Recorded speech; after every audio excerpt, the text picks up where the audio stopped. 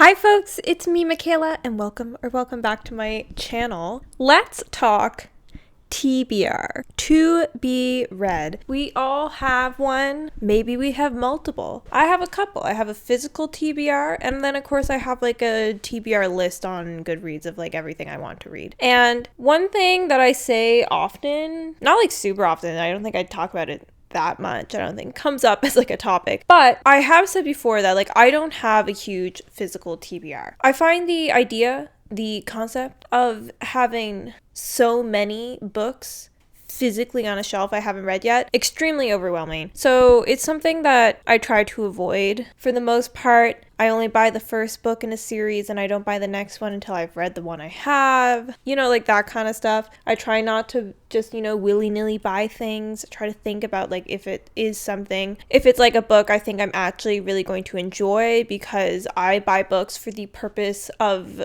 displaying things I like and also so that I can reread them because I really enjoy the act of rereading. But of course, I also want to have like a physical TBR because I want to make sure that I have books to choose from for like what to read next from my shelves. And I was thinking recently about how I actually don't know how many books I have on my physical TBR because I mix books I have read and books I have not read on my shelves. So like I don't have a separate section for my physical TBR. I don't have a TBR cart, nothing like that. Just every book I have is on the shelf and it's organized in a very mildly complex series of subsections, which I explain in my bookshelf tour. If you really want to see that, I will link it. But because of that, like I have like an idea of what books on here I haven't read, and like, going through everything, I could see like how many books have I not read that's on this shelf. But if you ask me like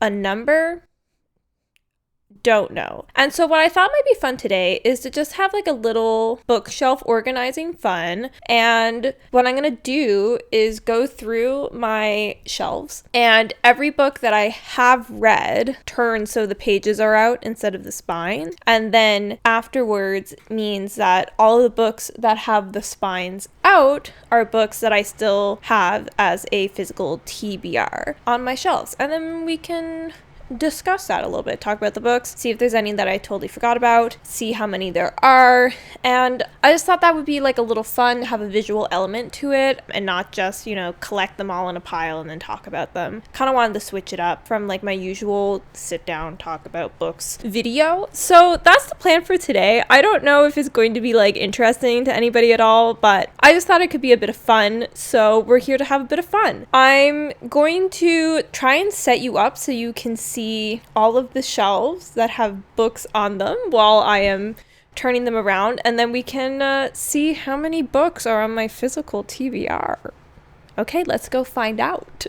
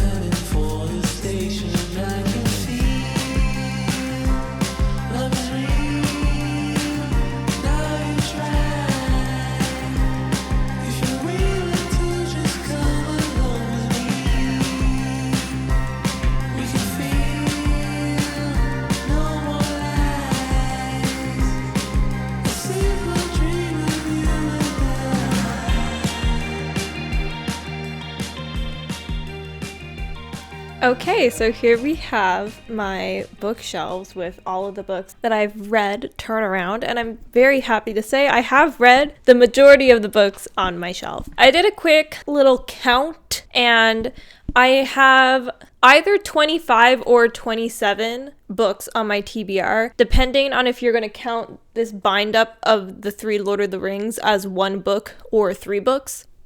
I guess that's up to you to decide what you're going to do. I'd say I would count it as one since it is a singular physical book. So that's not too bad. I definitely have a tendency to read certain genres more than others. I would say like my general fiction shelf up here is definitely the majority of the ones that I have not read. And the reason for that being, there's something in my eye.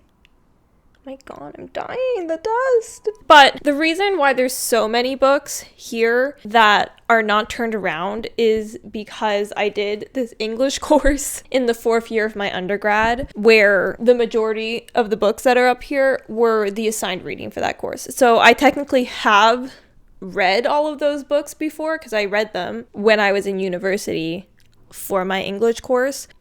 But for the sake of like personal reading and my recollection of reading these books, they're kind of being counted as like I haven't read them in my mind because like, do I remember reading those? No, because I was trying to speed read them for my English course that was an elective I didn't care about because I was in music school and not doing an English degree. So that's like a lot of the books. I think if I took out the books that were part of the English course, then my TBR is what? Like 1, 2, 3, 4, 5, 6, 7, 8, 9, 10, 11, 12, 13, 14, 15. I take like 10 books out of the equation if I just take away all of those books from that English course that I haven't read since I got them back from storage. Like almost a year ago now, I guess I got those back from storage. So I feel like that means like my TBR is more so around the range of like 15 books because rereading a lot of those books is like not anywhere near a top priority for me. There's a few that I think I would want to read again. Extremely Loud, Incredibly Close is up there, as well as Mona Awad's 13 Ways of Looking at a Fat Girl. I wouldn't mind rereading that one for sure. The Brief Wondrous Life of Oscar Wow is also up there from that course, and I think I would like to reread that one, as well as like Beloved here was part of that course.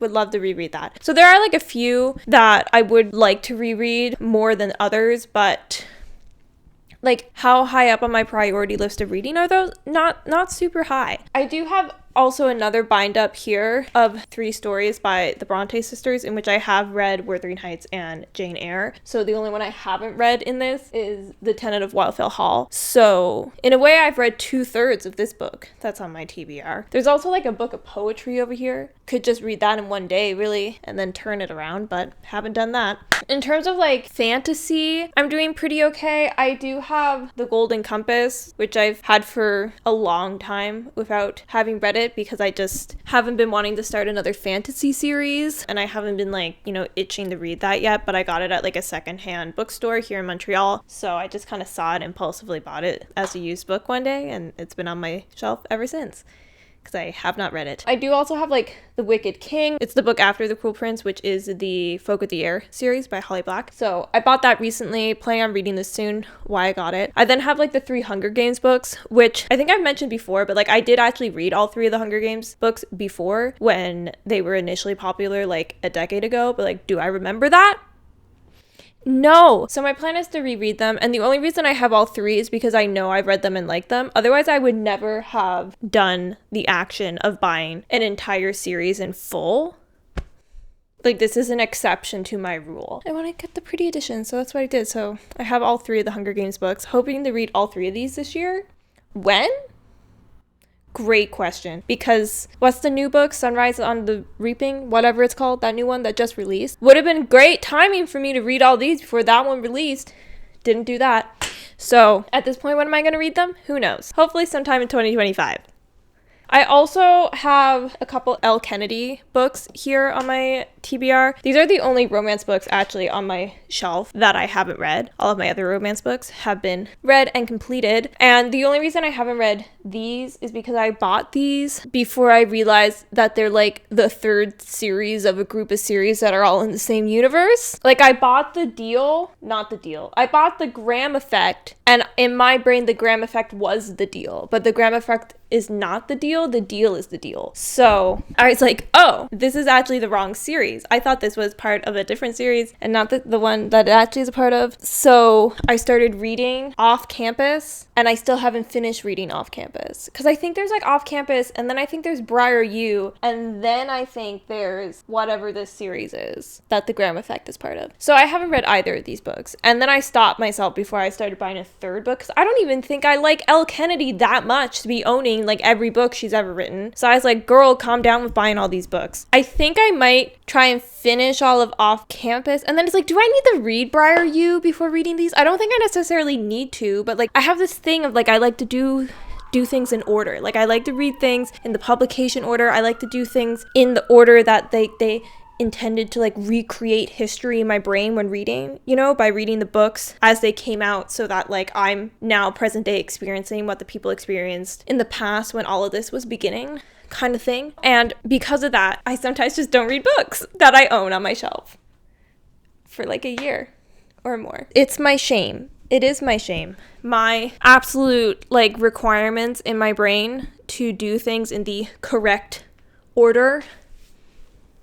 Why am I like this? I have like the new Taylor Jenkins Reid book pre-ordered, Atmosphere, and I'm like, I need to read Carrie Soto is Back before I read Atmosphere. I need to do it. I read Seven Husbands, then I read Daisy Jones, then I read Malibu Rising, so obviously I need to read Carrie Soto is Back before I read Atmosphere. Why? Because my brain decided that, baby. I don't know why I'm like this. I then do also have The Hobbit and all three of the Lord of the Rings on here. I haven't read those. I keep meaning to. I'm like, oh yeah, I'm gonna read the Lord of the Rings. I'm gonna read The Hobbit. Girl, when? They're on your shelf. You could read them any day now, and you have not done so. I think like part of me is scared I'm not gonna like it because I really want to like it because I love the Lord of the Rings movies. And I'm like, oh no. What if the books are like not my taste? Because what I've heard about the Lord of the Rings, the books are amazing, or I guess Tolkien just talks about like grass and nature a lot, and that's boring. So like I don't know what to expect going into this, so I've just been avoiding it. Ignorance is bliss. I then have The Bullet That Missed by Richard Osman. Again, this is like a sequel that I recently bought because I have read the other two and I want to read this one soon, so I purchased it. Why? It is millimeters taller than the other two in the series.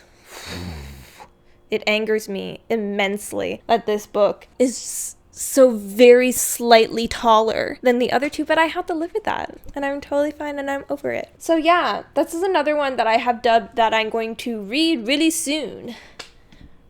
Again, girl, when are you going to do that? And then I think the only other books that I have not read on my shelves are two Pretty Little Liars books. I bought the first 4 Pretty Little Liars books secondhand off of Poshmark. It was like a box set of the first 4. Read the first 2. Me and my best friend doing a little buddy read, and it seems like the first few books have been rewritten to be like present day, like the 2020s instead of the early 2000s like they originally were. And when I go to Libby, they only have the stupid new version, and I don't want to read those. So I bought the box set of the first 4. And I think once I get to the 5th book, I don't think they're like updated. So I should be fine to read those digitally and I shouldn't have to buy them. Fingers crossed. We are wishing for that. But that's like the current state of my physical TBR. Oh, I do also have this book up here, the Women in the Castle. Yes, The Women in the Castle, which is just a book that my mom found in her house and was like, hey, you read books, and then mailed it to me. So that's why it's there. I think I actually might have read it before, like sometime in like maybe like 2019 when I like was on a beach or something. It's not that exciting. It was a beach in Newfoundland. It was not the same kind of beach you're imagining when I say beach. But I did, I think, read it there. But I, again, don't recall anything that happened. So it's basically back to being not read in my mind. Yeah. There's my physical TBR. If you like the video, make sure to give it a like, give it a little thumbs up. Happen to like me, consider subscribing. I'd be happy to have you. Do let me know, are you like a giant physical TBR person, a very small physical TBR person? Do you find it super overwhelming to have so many unread books, or do you find it exciting to have so many unread books? Do you buy a complete series all at once? If so, I would love to know your mindset behind that, because like I'm not spending my money on something I'm not sure I'm gonna like when it's a whole trilogy. Are there people out here buying whole entire trilogies all at once when you haven't even read anything from that author before? Because that is wild behavior to me. I wish I had that much disposable income to be buying books I don't even know if I'm gonna like. But yeah, I guess with that, like the video's over. So I'll see you in the next one, and I hope you're having a wonderful day today. Oh, my hand is full, so I cannot possibly wish you a wonderful day. Bye-bye.